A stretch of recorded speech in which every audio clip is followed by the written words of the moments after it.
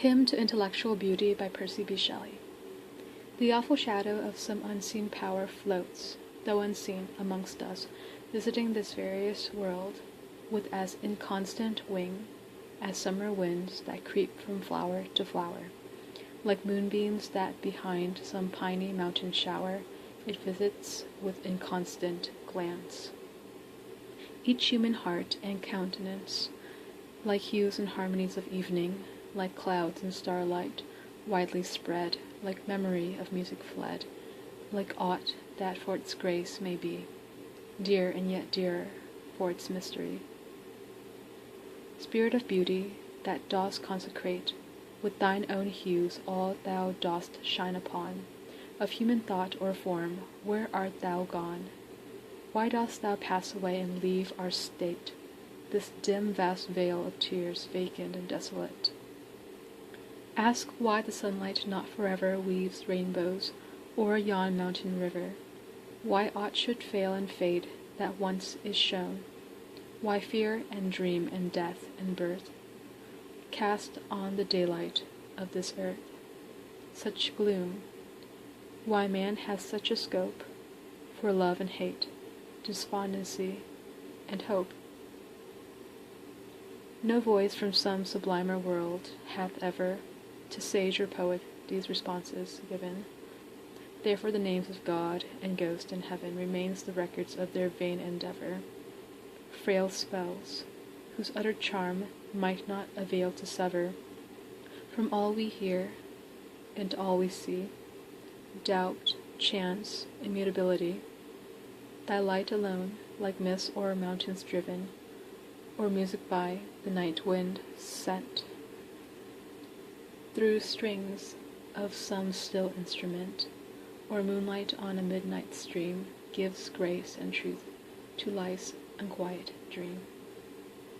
Love, hope, and self-esteem, like clouds depart and come, for some uncertain moments lent. Man were immortal and omnipotent.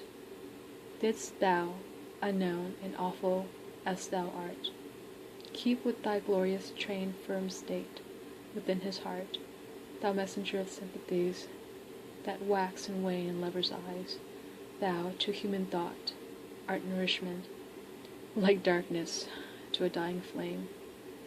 Depart not, as thy shadow came, depart not, lest the grave should be, like life and fear, a dark reality. Yet while yet a boy I sought for ghosts, and sped through many a listening chamber, cave and ruin, and starlight wood with fearful steps pursuing hopes of high talk with the departed dead. I called on poisonous names with which our youth is fed. I was not heard, I saw them not, when musing deeply on the lot of life at that sweet time when winds are wooing all vital things that wake to bring news of birds and blossoming. Sudden thy shadow fell on me, I shrieked and clasped my hands in ecstasy. I vowed that I would dedicate my powers to thee and thine. Have I not kept the vow? With beating heart and streaming eyes even now call the phantoms of 1,000 hours. Each from his voiceless grave they have envisioned bowers of studious zeal or love's delight, outwatched with me the envious night. They know that never joy illumined my brow, unlinked with hope that thou wouldst free this world from its dark slavery, that thou, O awful loveliness, wouldst give whate'er these words cannot express. The day becomes more solemn and serene when noon is past.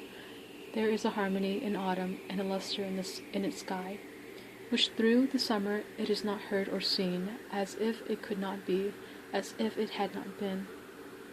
Thus let thy power, which like the truth of nature on my passive youth descended, to my onward life supply its calm, to one who worships thee, in every form containing thee, whom, spirit fair, thy spells did bind, to fear himself, and love all humankind.